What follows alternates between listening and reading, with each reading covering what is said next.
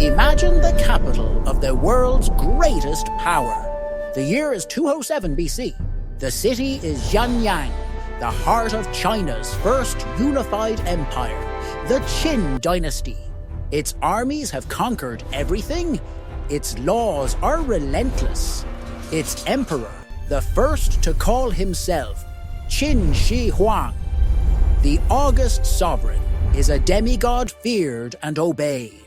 He has unified weights, measures, currency, and even the width of carriage axles. But now, the empire is crumbling. The emperor is dead, and his heir is a puppet. Rebellions are erupting like a wildfire. Peasants, slaves, and disgruntled nobles are rising up with pitchforks and hoes against the most formidable army on earth. In the midst of this chaos, a man of humble origins, a former village official named Liu Bang, leads a horde of rebels. He is not an aristocrat. He has no royal bloodline. He is, for all intents and purposes, a nobody. And yet, his armies advance. The great capital, Xianyang, with its magnificent palaces and incalculable treasures, is sacked and burned to the ground. The first Chinese empire, which seemed destined to last 10,000 generations, has been extinguished in only 15 years. A monumental and catastrophic failure. But this is where the story gets truly strange. Because this was not the end. It was the beginning. From the ashes of this apocalyptic collapse, Liu Bang, the rebel peasant, will proclaim himself emperor. He will found a new dynasty, the Han, which will last for 400 years and will become the very definition of China for the next 2 millennia. How is this possible? How can a civilization survive such a total implosion and not only recover, but emerge stronger? The answer lies not in the strength of an army or the genius of a single man. The answer resides in a system, a set of invisible yet incredibly powerful ideas, structures, and beliefs that allowed China to reinvent itself again and again through centuries of glory, chaos, invasion, and renewal. Today, on Ancient Truths, we will unearth history's best-kept secret, the system that kept China alive for 2,000 years. To understand China's resilience, we must travel even further back in time, to the origin of its political legitimacy. More than 3,000 years ago, before the Great Wall or the Terracotta Army existed, the Shang dynasty ruled the Yellow River Plains. Their kings were warrior shamans, and their power was based on brute force and the belief that they descended from gods. But their reign came to an end. A rebellious vassal, King Wen of Zhou, defeated them, claiming that the Shang rulers had become corrupt, decadent, and had lost the favor of the gods. And here, one of the most enduring political ideas in human history was born: the Mandate of Heaven. It was not an absolute divine right like that later claimed by the kings of Europe. It was a contract. Heaven, an impersonal moral force, granted the right to rule to a single man, the Son of Heaven, or the Emperor. But this right was conditional. The emperor had to rule with justice, benevolence, and wisdom, maintaining harmony on earth. And if he didn't, the mandate could be revoked. Natural disasters were not just misfortunes. They were signs. A prolonged drought, a devastating flood, a comet in the sky. All were warnings from heaven that the emperor was failing in his duty. And the definitive sign of the loss of the mandate was social chaos, rebellions, famines, and war. When this occurred, it was not considered treason. It was considered proof that heaven had withdrawn its favor from the ruler, and granted it to another. This concept was a masterpiece of political and philosophical engineering. It provided a moral justification for rebellion. Liu Bang!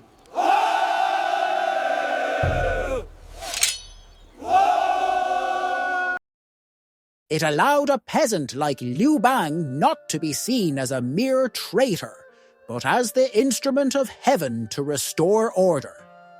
The fall of the Qin dynasty was not a flaw in the system. It was the system working perfectly.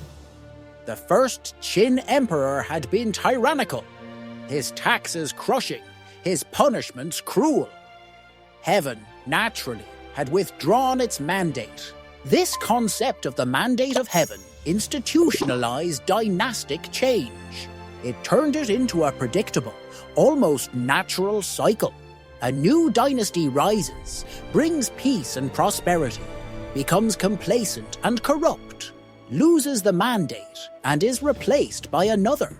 This cycle of unification, peak, decadence, and collapse would repeat itself again and again throughout Chinese history.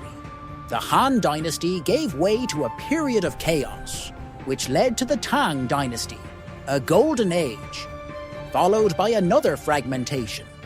Then the Song dynasty, the Mongol invasion of the Yuan dynasty, the Ming dynasty, and finally the Manchu Qing dynasty. Each collapse was violent and devastating, but the mandate of heaven ensured that there was always a path back to unity.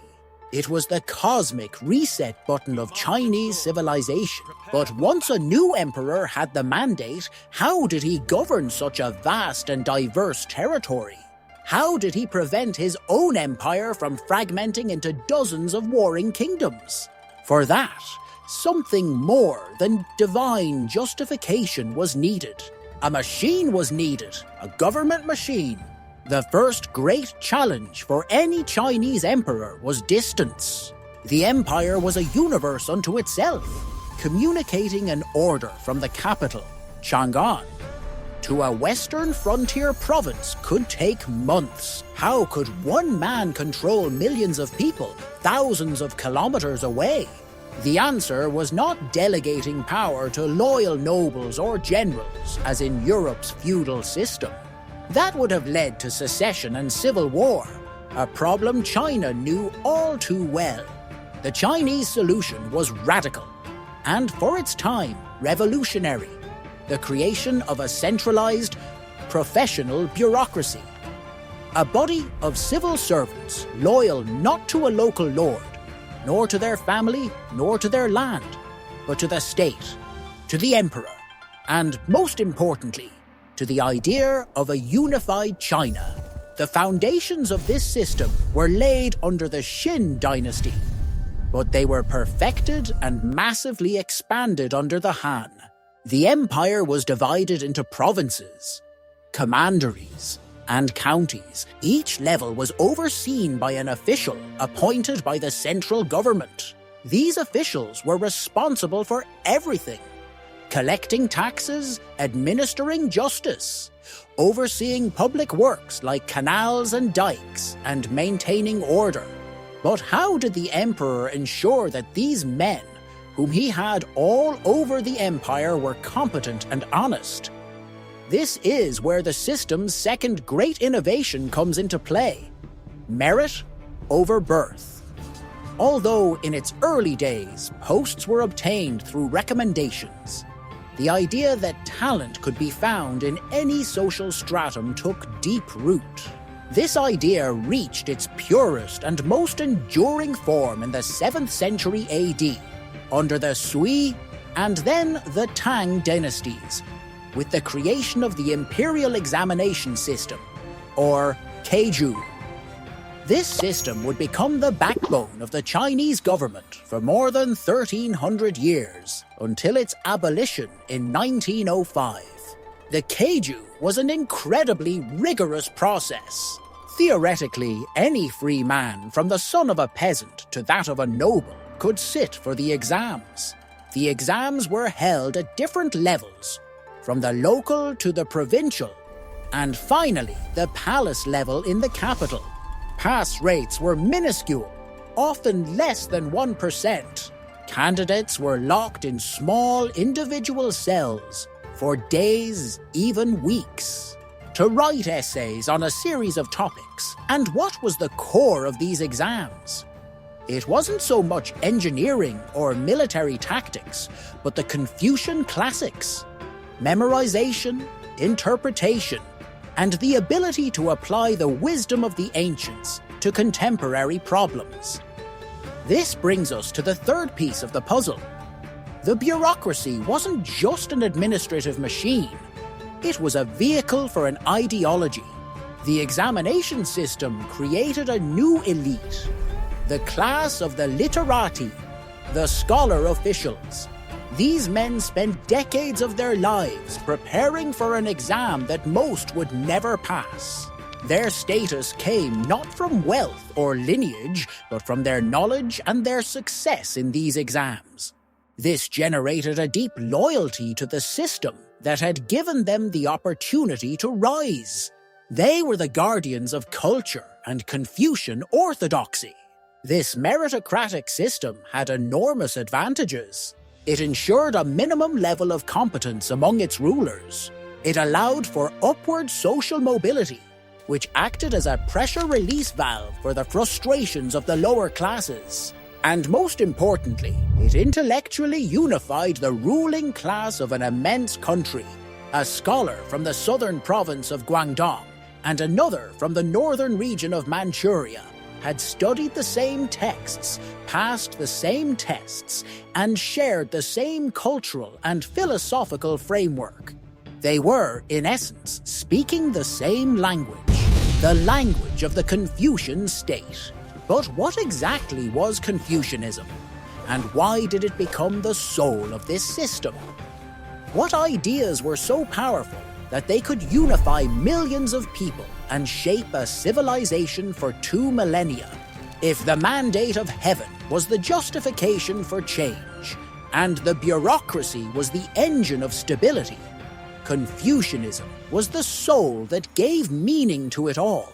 Its founder, Confucian, known in the West as Confucius, was a philosopher and teacher who lived during the Spring and Autumn period, an era of chaos and fragmentation between the 5th and 6th centuries BC. He witnessed the disintegration of central authority and saw how war and betrayal became the norm. In response, Confucius did not seek to create a new religion or a complex political system. His goal was to restore social harmony through personal virtue and correct order. For centuries, Confucianism was just one of many schools of thought, competing with Taoism and legalism. But in the 2nd century BC, Emperor Wu of the Han Dynasty made a momentous decision. He declared Confucianism the official state ideology. From that moment on, to be a government official, one had to be a Confucian scholar. Philosophy and politics fused inextricably. The educational system, court rituals, the laws, everything was permeated by Confucian principles. This created an astonishing cultural cohesion. From the emperor on his throne to the peasant in his field, everyone shared a common set of values about family, society, and government. This culture became the glue that held the empire together, even when political power fractured. And this is where a crucial and often underestimated factor comes into play: the written language. Unlike European alphabetic languages, written Chinese is logographic, based on characters that represent words or concepts.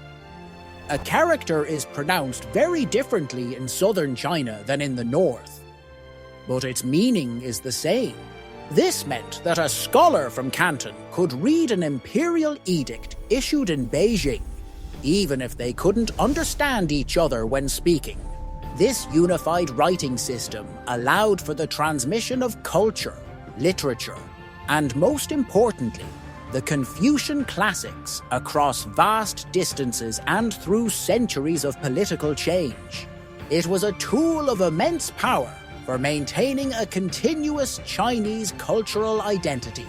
This cultural continuity was what allowed China to survive its greatest trials. When the Mongols, led by Genghis Khan, and his grandson Kublai Khan, conquered China in the 13th century AD, they established their own dynasty, the Yuan.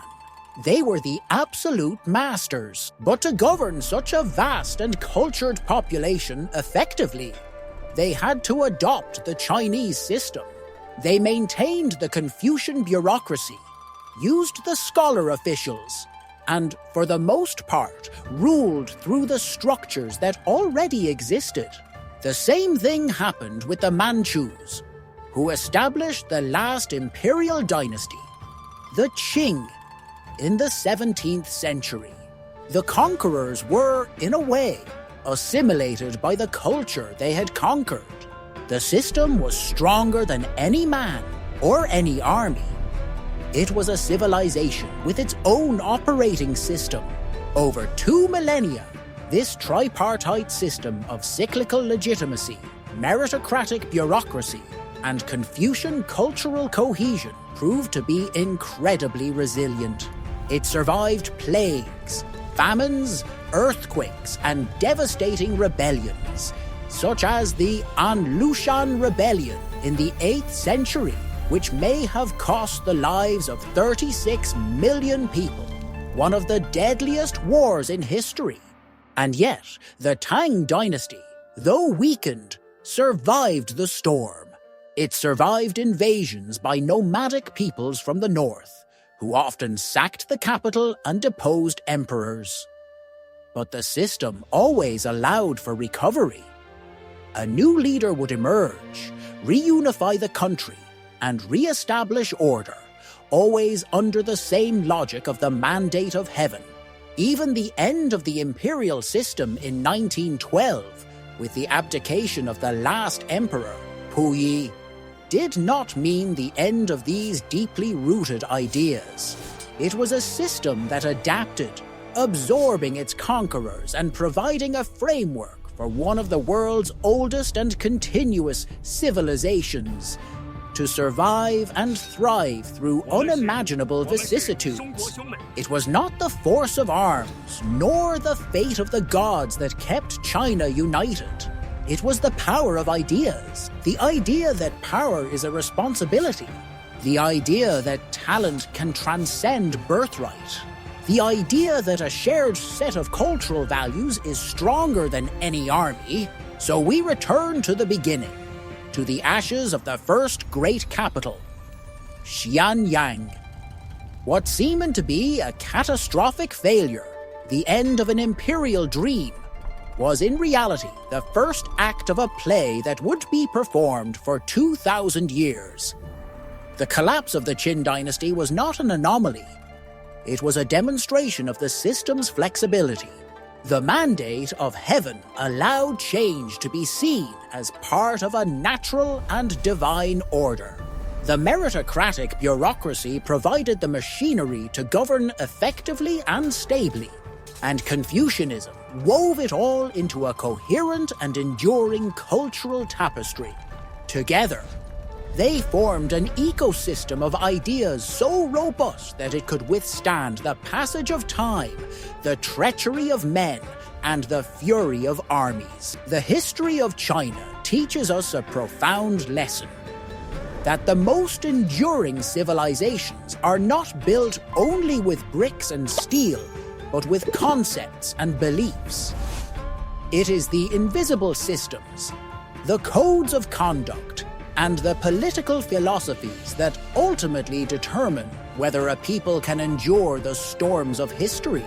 On ancient truths, we believe that understanding these underlying systems is the key to unlocking the secrets of our past. If this exploration of the ideas that shaped one of history's greatest civilizations has made you reflect, we invite you to join our community. There are many other ancient truths waiting to be discovered. Truths that not only explain where we come from, but also give us clues about where we are going. To continue unearthing the past that shaped our present, join Ancient Truths.